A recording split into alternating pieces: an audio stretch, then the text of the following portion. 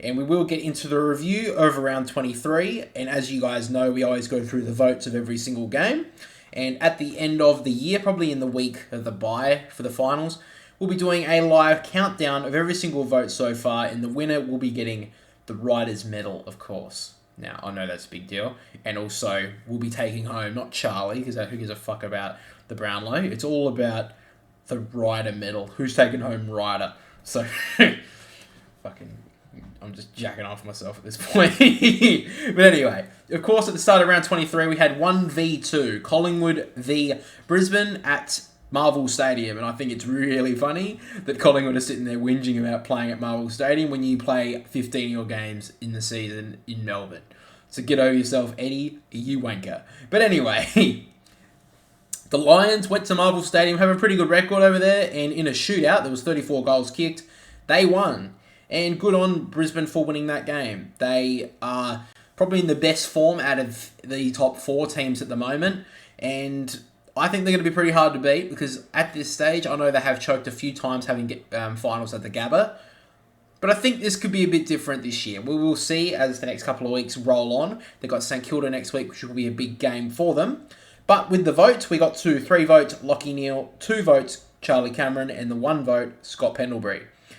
So that were my votes for that game. And I'm also thinking next year when we do the votes as well to try and give... Because I know a lot of them can be decided on midfielders because they do get a lot of the possessions. I'm thinking of next year maybe giving a bonus point to maybe a key forward and a key defender to maybe, liven up the points and see maybe if a key defender or something could get more points. Because maybe, I don't know, let's just say Brennan Cox. I don't remember why Brennan Cox, of all people, came to my mind. But anyway, for Fremantle, let's say he has a really good game, has 30-odd touches, and he gets the 3 votes. He could potentially get 4 votes for, having a really good game in defensive half. And it's not going to be very often that he gets a lot of votes. So, give him an extra bonus point, and maybe that could give him some extra points going into the end of the season. And then, gives a little bit more of a chance for a key position player to then win the medal next year. I think that should be a pretty cool idea, but if you guys want to let me know down in the comment section. But anyway, we'll go to the next game, which is Richmond versus North Melbourne at the MCG. Richmond farewelling some of their premiership heroes in Trent Cotchin and Jack Riewoldt. Jack Riewoldt, I remember kicking one of the shots for goal and completely mucked it up and missed everything. But he did kick one in the end. That was good to see for Richmond. And they were able to pull off a massive win. For those farewelling their heroes.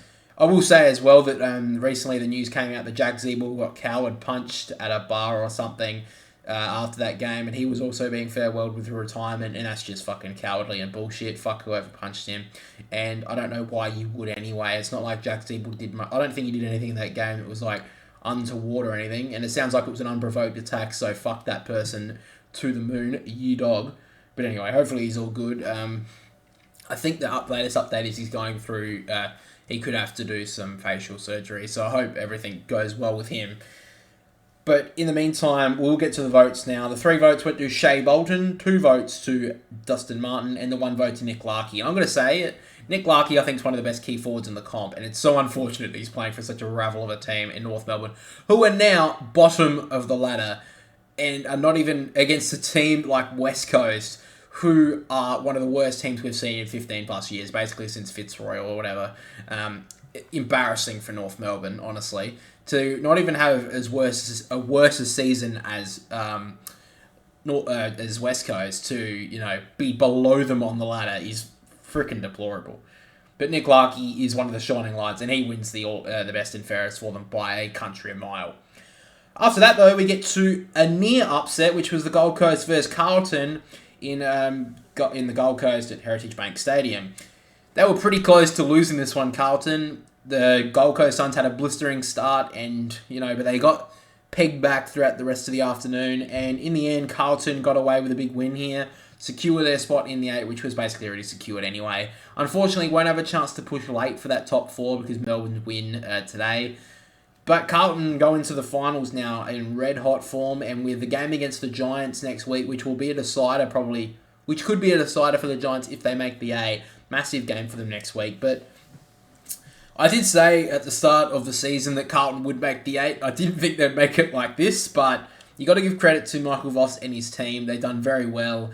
And led by the person who got the 3 votes in this game was Charlie Curnow. Maybe not kicked as many goals as we've seen this season, but definitely led from the front and is one of the best players in the comp at the moment, if not, this season, really. He may not get, I know he probably won't poll a lot of Brownlow votes. He'll probably poll a few, especially those games against West Coast, but he's doing everything he can to get Carlton over the line, and he did it basically on his own back in this one. He got the 3 votes. 2 votes to David Swallow, who kicked...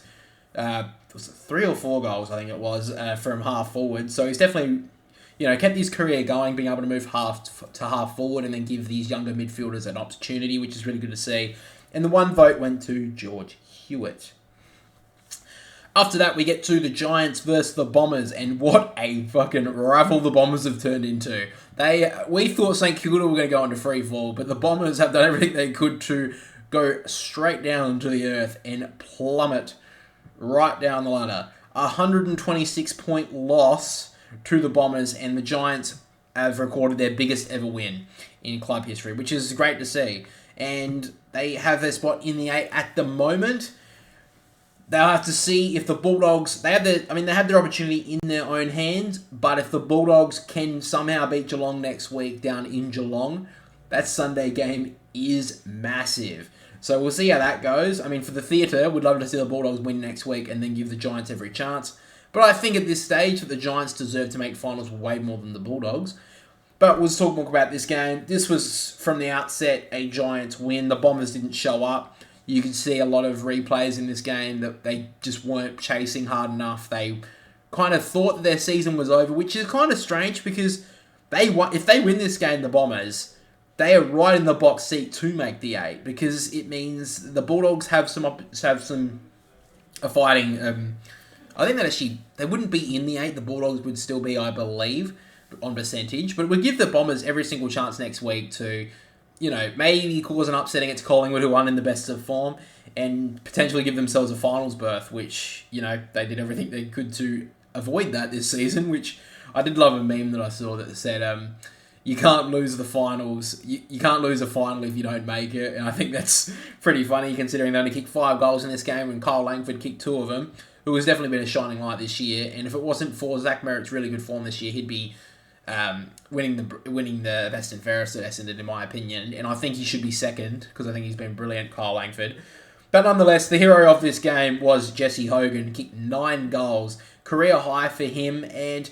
He's had a really good year for the Giants. It may not be looking on the goals tally that he's had a huge bag for a year, but 9 goals against any team is massive. And, Jesse Hogan, a couple of years ago, his career was at a crossroads. He was playing for Fremantle, was injured all the time, decided to move his career down to the Giants, and he's flourished up there, down there. Or across from Fremantle. But he's done very well, Jesse Hogan. So, of course, he got the 3 votes. 2 votes went to Tom Green, and the 1 vote went to Lockie Whitfield. After that, we get to the Saints versus the Cats. And the Saints, surprisingly, have locked in a final spot. And Geelong, the reigning premiers, have plummeted right down the ladder and will not play finals.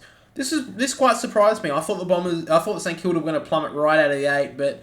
they banked their wins early and they're able to hold on to that top 8 spot. And if they can, pull a win next week against the Brisbane Lions, they hold a home final in the first week of, finals of the finals in 2023, which is massive considering, a lot of the people wouldn't have thought that the Saints would have been anywhere near this in 2023. But Ross Lyon's been able to build this team. They have found some stars, some young stars in Owens. We've seen Wanganeen Malira play brilliantly this year. Max King's came back and had an impact. Jack Sinclair's been brilliant in the midfield. And a player who's definitely been unheralded, probably until the last month, is Rowan Marshall. He was massive in this game. He, of course, got the 3 votes. And he has definitely made a late charge for an All-Australian spot. It's going to be hard because I think Tim English has just had an overall great year. And Kieran Briggs has probably been, the best ruckman of the past 6 or 7 weeks. But Rowan Marshall's just snuck along playing his footy at St Kilda and being brilliant for the all year, and it's been great to see for him. I think he was brought up in New Zealand, which is quite interesting. But he's came to St Kilda and he's made a career for himself. Good on him, and he definitely deserves the 3 votes in this one. 2 votes to Jack Sinclair and the 1 vote to Jack Steele. I will say for the Cats though, they need to hit the off-season running. They need to be hitting for players with some pace, and they need to find some midfield depth, because Dangerfield, I don't think, lasts much longer. They've got the only players who are really performing for them at the moment are their older players like Tom Hawkins and Jeremy Cameron. I don't know who's going to be able to lift for them as the young group. I guess Ollie Henry's been okay, but again, their defenders have definitely dropped off. Tom Stewart has had a pretty good year, but again, he's getting quite old. He's getting older as well. Will they be able to stand up next year with some injuries back? A lot of the injuries to their players, though, are for older players. So the question still remains if they can rebuild. I mean, you can't write off the Geelong for if they can bounce back next year. I mean, you'd be stupid to, but I mean, maybe Kane Corns is right about saying it's an end of an era. It did look like a pretty poor performance, and they've had a pretty poor year. I think everyone just expected that they would bounce back, and they just have not been able to. That we thought maybe when they drew to Sydney that there could be like a big bounce back for them, and they just haven't been able to. And I mean, to be honest, for a team, they've done the Bulldogs sort of move from 2016 to 2017. They've had the hangover, and they've not been able to bounce back. And we'll move to the next game now.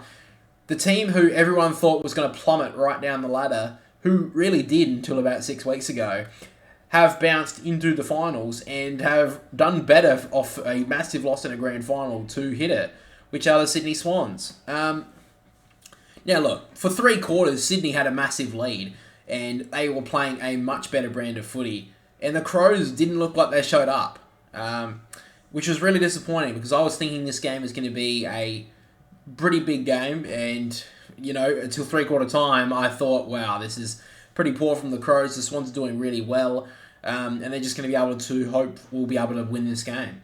But the Swans have been have had a knack this year of having a good lead or having a good moments in games and just letting it all slip straight out, and that's what they did in this game. The Crows, they kicked 1 point in the last quarter, Sydney, and the Crows kicked 5 goals. No, not 5 goals. I think they kicked 4 goals, 7 or something in the last quarter. No, that wouldn't be right. They did definitely kick 5 goals, something. Maybe it was 4 goals. It doesn't really matter. They had a massive comeback. It was 32 points at 3-quarter time, which it was at half-time as well. So for people who are saying that the Crows caught back in the 3rd quarter, I don't know about that. But anyway, they had a massive last quarter. It started with Lockie Murphy kicking the first goal of the last quarter. They were coming hard. But, I'm sorry, they didn't convert again. They had a lot of opportunities, the Crows, to beat the Swans before that Ben Keys kick. They had a lot of opportunities. Taylor Walker missed a sitter. Darcy Fogarty missed a sitter. Lockie Murphy missed everything. These guys are, paid the bucks to kick the goals for the Crows, and they didn't. And for the Swans, looks like Tom Papley could be injured, which is big. Tom McCartan has been suspended for 2 weeks, which he deserves. That was not a very good look. So he'll miss next week. He'll miss the first final, and probably misses. I don't know if Sydney can win the first final. We'll see who they play. But yeah, I'm not going to talk about your post because we talked that earlier. I'm talking about the game itself, and it was a very good finish to the game. Now we get to the votes. 3 votes went to Nick Blakey. He may not be doing a lot of the disposals, but as we know on this channel, the votes don't just go to the people who get the most amount of touches. It's for the influence.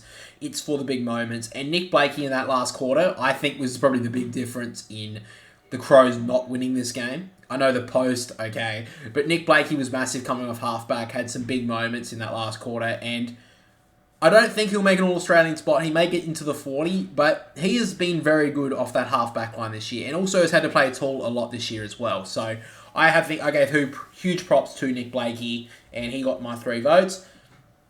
2 votes went to Isaac Heaney. He was massive in the first 3 quarters and really set the tone for the Swans.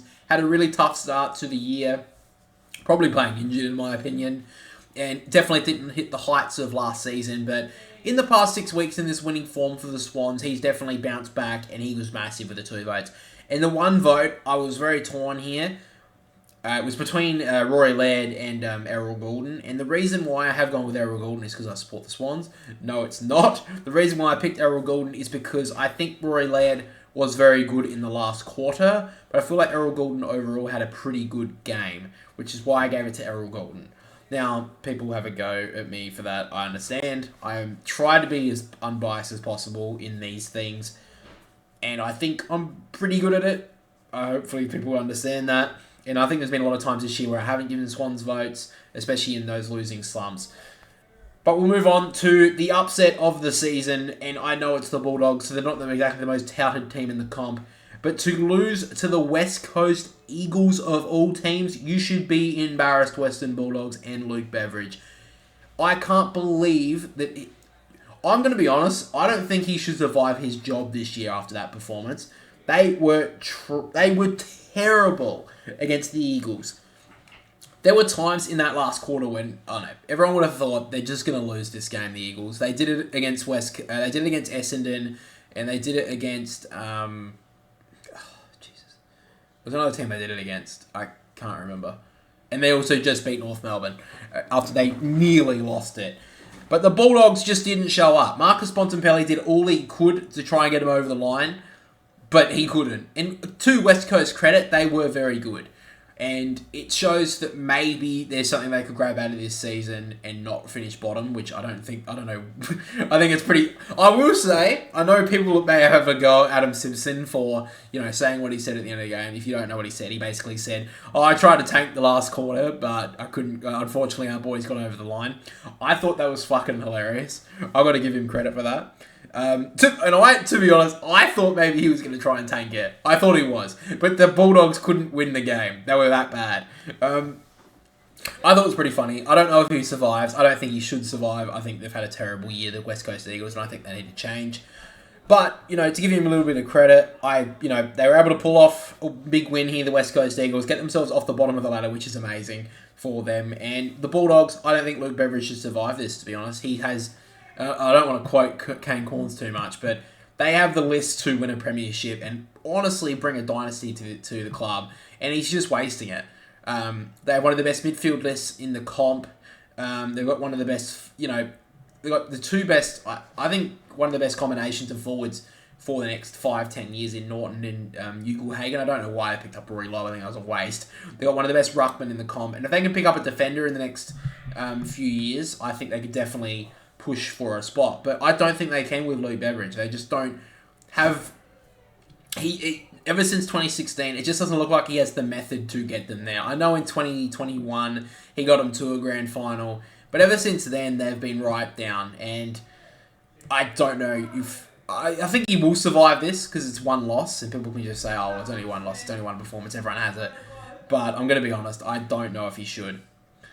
But anyway, we get to the votes of this one. I gave the 3 votes to Tim Kelly. He was massive. Great game from him. And he's probably been their best player this year for West Coast. Probably Oscar Allen. He's probably been second best, to be honest. But he's been very good this year, Tim Kelly, when he's, I won't say very... Actually, he's not very good because they've lost a lot of games. But he's been good for the standard of the West Coast Eagles. Let's just say that. I don't know why I did that.